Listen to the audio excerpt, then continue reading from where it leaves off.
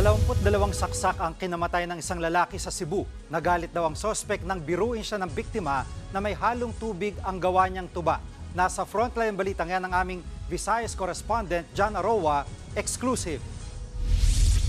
Nakasubsob, wala ng buhay at may 22 saksak sa iba't ibang bahagi ng katawan. Ganyan nadatnan ang magsasakang si Ryan Sardanyas sa tapat ng kanyang bahay sa barangay Malalay, Ronda, Cebu nitong Miyerkules. Ang ilan sa mga sugat tumagos sa katawan ng biktima. Walang nagawa ang kanyang mga kaanak kundi takpan ang dugo ang biktima. Nangyari ang krimen sa harap mismo ng batang anak na babae ng biktima. Ang itinuturong sospek ang malayong kaanak at kaibigan ng biktima na si Feliciano Berondo Jr., 56 years old. Sa inisyal na investigasyon, nag-iinuman ang biktima at suspect na magkapikunan sila.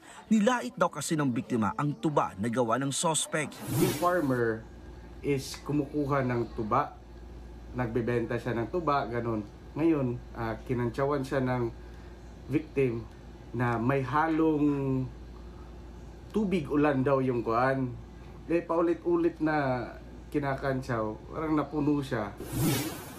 Pero ayon sa kanya mga kaanak, nagbibiro lang naman ang biktima. Siguro nila nga, tuba nga naitubig.